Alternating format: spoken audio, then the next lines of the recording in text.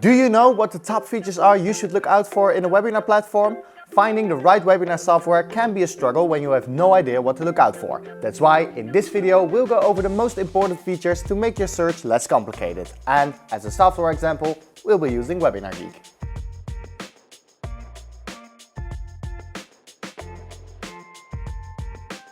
Number 1.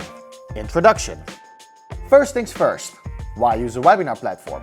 Well, it's a fantastic way to connect with people remotely, share information and engage in real time. However, not all webinar platforms are created equal, so let's explore the key features you should consider. 2. User-friendly interface. The first feature we'll discuss is a user-friendly interface. This is crucial, especially if you're new to hosting webinars. This means that it should be easy to find what you need, like buttons and menus. Yes, hi, Demo Walter here, and of course, as I told you, I'm going to use WebinarGeek as an example, so I've decided to record a demo, of course, to show you all the amazing features that I talk about in these two videos. And the first one that I wanted to show you is our user-friendly interface, and for that I've opened up a live webinar in WebinarGeek, so I will share my screen in 3, 2, 1. There you go, right now we are in the WebinarGeek live interface. And I just wanted to show you how easy everything really is, because this interface from WebinarGeek really speaks for itself. You have disable video right here. If I press this icon, the icon turns red and of course there is no video. And if I press it and it says right here, enable video. If I press it, there I am once again. The same holds true for the disable the audio button. If I press it, you will see right here at the bottom, I'm on mute. The button has turned red as well. And if I hover over this button, it says enable audio. And right now you can hear me. Then it is also very easy to select a virtual background. Of course, I can have a light background blur. There we go. And so on. And I can also just select one of our images like this one. But for now, we don't need a virtual background. Then share your screen, which is also very easy.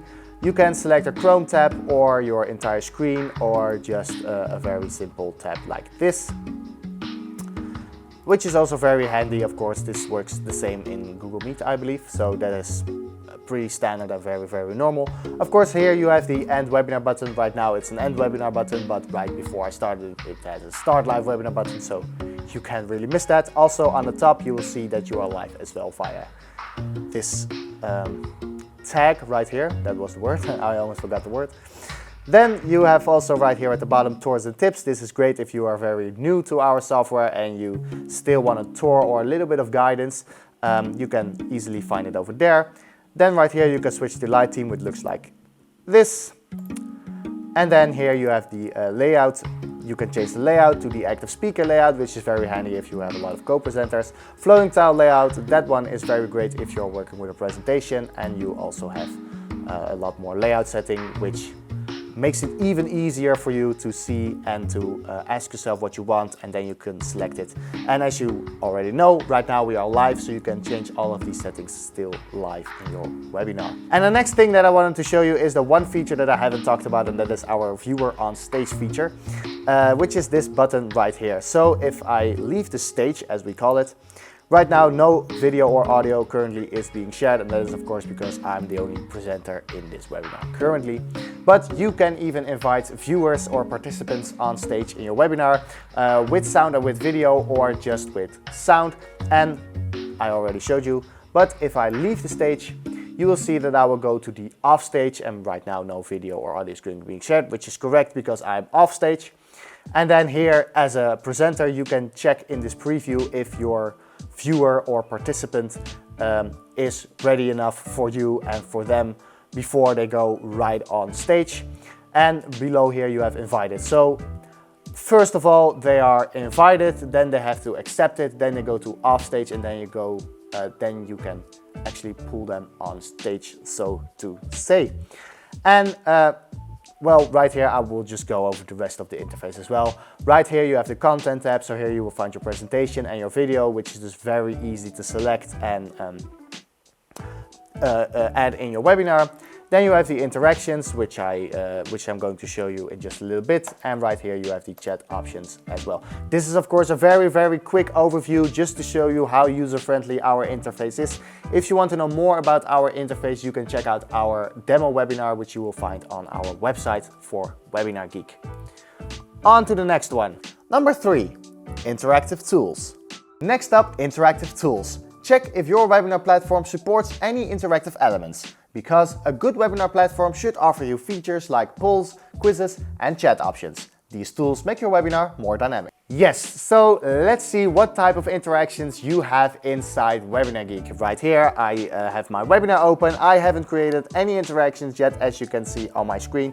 So let's create our interactions. First interaction is a very handy one that I would like to show you, and that is our call to action. You can copy an existing call to action from a previous webinar. So right here I can select a webinar, but for now I'm just going to select a new call to action template. And as you can see right here, your title here tells something about your product or promotion, and then of course the button, and you have an image right here. You have a name for internal use. This is only for you to see. If you have multiple call to actions, it is very easy to see which one is what, of course. And then what should happen if the button is clicked. So what should happen when people press the call to action, or what is your action.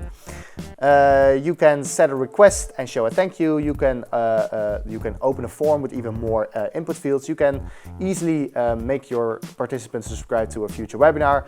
And I believe, which is the most used one, you can just open a URL or website. So if you just have your own website, or you want to direct them to a website or to an amazing blog article, or to a very great video or some sorts, you can just copy the URL right here, and let's say at the midpoint of your webinar, in which you explain a lot about your product or your something, and you want to show, oh yeah, this is a great information, or this is a great video, great blog, you can just copy your URL right here and then set it as a call to action. And then you have also your default duration. This is just the duration on which it will last if you don't end it yourself, because of course right now it's set to 1.5 minutes, but if you're like, oh yeah, well, after a minute I don't get any more responses, you can just end the interaction right there. I'm not going to create it because I wanted to go to the next interaction that is available in WebinarGeek, and that is the poll. And a poll right here as well, you can copy it from a previous webinar or create a new one. For now I will just create a new one. And the poll is of course a great way to ask an opinion about your participants. As you can see right here, the perfect example. Have you watched the webinar before? Yes, I have, or no, this is my first one. This is also a great way or a great tip to ask a poll or to set a poll in the beginning of your webinar, so viewers immediately have some type of interaction, and you might get some very fun responses. Like we did one where we are you from Europe or from Asia or from Africa? And then suddenly a lot of people from Africa are watching, which we didn't even know. And that is of course a very fun type of thing to mention in your webinar, to make it a little bit more playful if you have like a very difficult topic, and it's just fun. Having a poll in your webinar, and I'm speaking from experience, having a poll in your webinar is just fun. Of course, hosting webinars is fun, but for now, let's just focus on this poll. You also have a name for an internal use. You can show the overall results to the viewers. This option makes it so that the viewer can even see all the options and the entire result of the poll. So if they said, no, this is my first one, they will also see, oh wow, but 80% have watched the webinar. Then, of course, you have a single choice and multiple choice. Well, right now you have 2 answers, so single choice is enough. But you can also have a poll in which you ask different questions, like what out of these 6 dishes, which one is your favorite to eat on a Sunday? Just to name something. And then they can select multiple answers, and of course the default duration as well. Then we have another very great interaction, and that is the quiz. And right here, once again, with a small hint to the user-friendly interface, this is just very easy, and as you can see, all the interactions have the same type of work way as the rest. So of course you have a name for an internal use. You can show if a viewer answered correctly and show the overall result to the viewer as well. Show the overall result to the viewers has been turned off by default, of course, and that is because not everyone wants to see how many people are wrong or right all the time.